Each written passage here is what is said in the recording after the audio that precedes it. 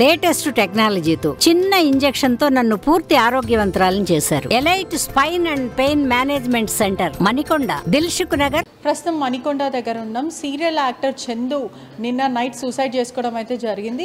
గతంలో అంటే కొద్ది రోజుల క్రితం పవిత్ర మరియు చందు ట్రావెల్ చేస్తున్న సమయంలో బెంగళూరులో యాక్సిడెంట్ జరిగింది. దాంట్లో పవిత్ర చనిపోవడం అయితే జరిగింది.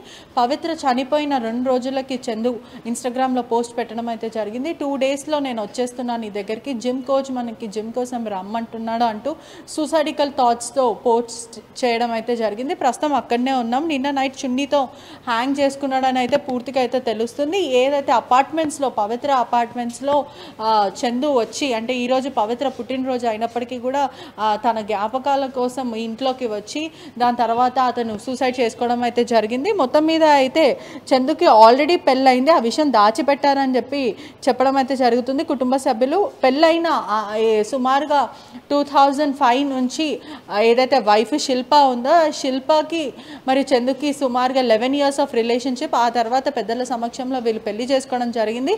వీళ్ళిద్దరికి కూడా 2 చిన్నపిల్లలను కూడా పూర్తిగా అయితే తెలుస్తుంది. మొత్తం మీద అయితే పవిత్రతో ఇల్లీగల్ రిలేషన్షిప్ పెట్టుకున్నాడు. కోవిడ్లో నుంచి అయితే వీళ్ళిద్దరి మధ్యన త్రినేతి సీరియల్ నుంచి రిలేషన్షిప్ స్టార్ట్ అయింది. గతంలో కూడా శిల్ప చాలాసార్లు చెప్పడం జరిగింది, మా ఆయనని అయినప్పటికీ కూడా పవిత్ర మేము పెళ్లి చేసుకున్నాము అని అంటే, అలా ఎలా పెళ్లి చేసుకుంటావు, మా ఇద్దరికి పెళ్ళి అయి సుమారుగా 15 సంవత్సరాలు అవుతుంది, భార్య ఉన్న తర్వాత కూడా నువ్వు ఎలా పెళ్లి చేసుకుంటావు అని కుటుంబ సభ్యులు ప్రశ్నించడం అని కూడా జరిగింది. మొత్తం మీద అయితే ఏదైతే యాక్సిడెంట్ జరిగిందో వీళ్ళు బెంగళూరుకి వెళ్ళొస్తున్నాము అని చందు చెప్పడం అయితే జరిగింది. కుటుంబ సభ్యులు మాత్రం వీళ్ళు ఊటీకి ట్రిప్కి వెళ్ళారు. ఆ కార్లో డ్రైవర్ మరియు వాళ్ళ చిన్న పాప కూడా ఉంది. ఏదైతే యాక్సిడెంట్ జరిగిన సమయంలో చందుకి చాలా మటుకు గాయాలైనాయి, తీవ్రమైన గాయాలయ్యాయి అని కూడా తెలుస్తుంది. పవిత్రకి మాత్రం ఈ రిబ్స్ దగ్గర దెబ్బ తగలడం, గతంలో కూడా తనకి హార్ట్లో హోల్స్ ఉన్నాయి, బ్రీతింగ్ ప్రాబ్లం వల్ల తను చనిపోయిందని తెలుస్తుంది. పవిత్ర చనిపోయింది అన్న కారణంగా తీవ్రమైన మనస్తాపం గురి అయ్యి డిప్రెషన్లోకి వెళ్ళిపోయి చందు ఈరోజు సూసైడ్ చేసుకోవడం అయితే జరిగింది. నిన్న నైట్ కూడా వాళ్ళ భార్య, వాళ్ళ కుటుంబ సభ్యులు, వాళ్ళ తల్లి కూడా ఒకటేసారి అనేక సార్లు కాల్ చేయడం జరిగింది. చేసినప్పటికీ కూడా అతను లిఫ్ట్ చేయలేదు. వచ్చి చూసే సరికి పవిత్ర అపార్ట్మెంట్లో వికట జీవిలాగా సూసైడ్ చేసుకోవడం అయితే జరిగింది. ఒకసారి ఏం జరిగిందని కింద ఎవరైతే ఉన్నారో వాళ్ళతో మాట్లాడే ప్రయత్నం కూడా చేద్దాము. అపార్ట్మెంట్కి చెందిన వాచ్మ్యాన్ అయితే కింద ఉన్నారని అయితే పూర్తిగా అయితే తెలుస్తుంది.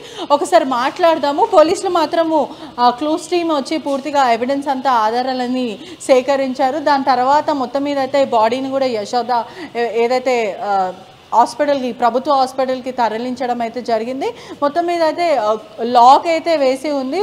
పూర్తిగా ఎవరిని కూడా రానివ్వకుండా ఎవిడెన్స్ కోసమని క్లూస్ టీమ్ అంతా ఆధారాలు తీసుకొచ్చి పోలీసులు లాక్ వేయడం అయితే జరిగింది. ప్రభుత్వ హాస్పిటల్కి అయితే ప్రస్తుతము షిఫ్ట్ చేయడం అయితే జరిగింది. ఒకసారి మనం వాచ్మ్యాన్తో మాట్లాడే ప్రయత్నం కూడా చేద్దాము. ఆ టైంలో కుటుంబ సభ్యులు వాచ్మ్యాన్కి కూడా అనేక సార్లు కాల్ చేశారు, అయినప్పటికీ కూడా తలుపు తెరవలేరా లేకపోతే వాచ్మ్యాన్ ఆపలేకపోయాడా, అసలు ఏం జరిగిందని తెలుసుకునే ప్రయత్నం చేద్దాం.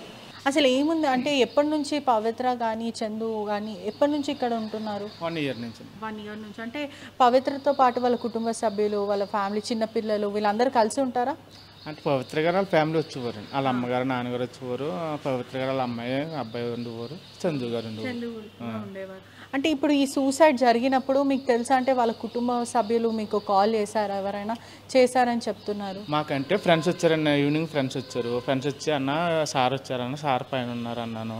అది పైకి వెళ్తున్నాం అయితే అన్నారు, పైకి వెళ్ళండి అయితే అన్న, డోర్ కొట్టలేదు, డోర్ తీస్తలేదు, సార్ రావా పైకి అన్నారు.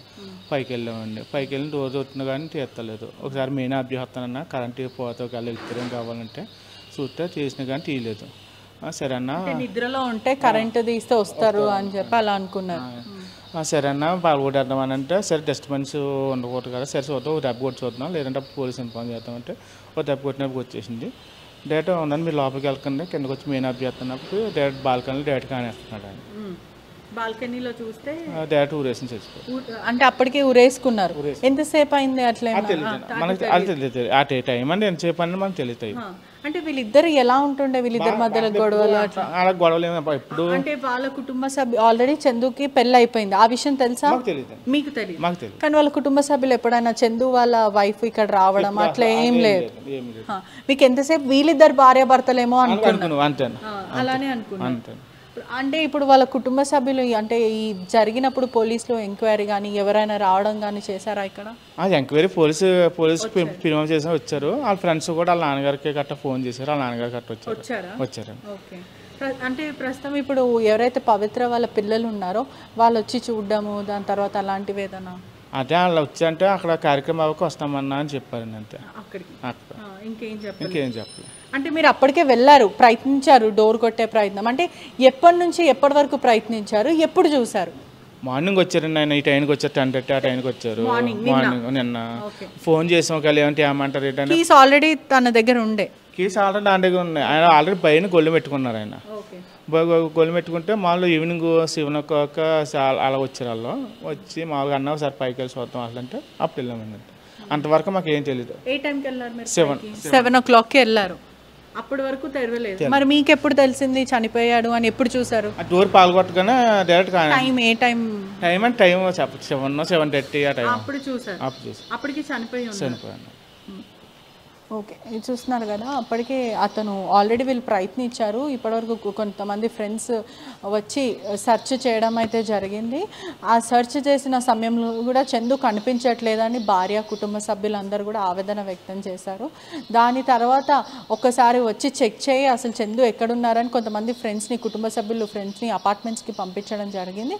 ఆ టైంలో వీళ్ళు డోర్ కొట్టినప్పటికీ కూడా అతను డోర్ తెరవని సమయంలో ఆ టైంలో డోర్ తెరవలేడు. అందుకే మేము మెయిన్ ఆఫ్ చేసినా పడుకున్నాడేమో అని అనుకున్నాము. కానీ ఒక్కసారి విండో తీసి చూస్తే అతను అప్పటికే హ్యాంగ్ చేసుకున్నారు అని చెప్పడం అయితే జరుగుతుంది. మొత్తం మీద కూడా కుటుంబ సభ్యులు అయితే ఆవేదన వ్యక్తం చేస్తున్నారు. ఎందుకంటే పవిత్ర వల్లనే ఇదంతా జరిగింది. పవిత్ర ఎలాగో చనిపోయింది, కానీ ఇతను చనిపోవాల్సిన అవసరం ఏముంది? ఇద్దరు చిన్నపిల్లలు, భార్య, కట్టుకున్న భార్య కూడా ఉంది. అయినప్పటికీ కూడా ఇల్లీగల్గా ఆమెతో ఉండడం, సహజీవన చేయడం కూడా జరిగింది. దీన్ని తీవ్రంగా మేము ఖండించినప్పటికీ కూడా మా మాట వీళ్ళు లెక్క చేయలేరు. ఆఖరికి ప్రాణాలు తన చేతులతోనే పోగొట్టుకున్నారని కుటుంబ సభ్యులు చెప్పడం అయితే జరుగుతుంది. కెమెరామెన్ జాఫర్తో పెద్ద రిపోర్టింగ్ RTV హైదరాబాద్. మరిన్ని వీడియోస్ కోసం ఛానల్ ని సబ్స్క్రైబ్ చేయండి. లేటెస్ట్ అప్డేట్స్ కోసం వాట్సాప్ ఛానల్ ని ఫాలో చేయండి. అండ్ లింక్ డిస్క్రిప్షన్ లో ఉంది.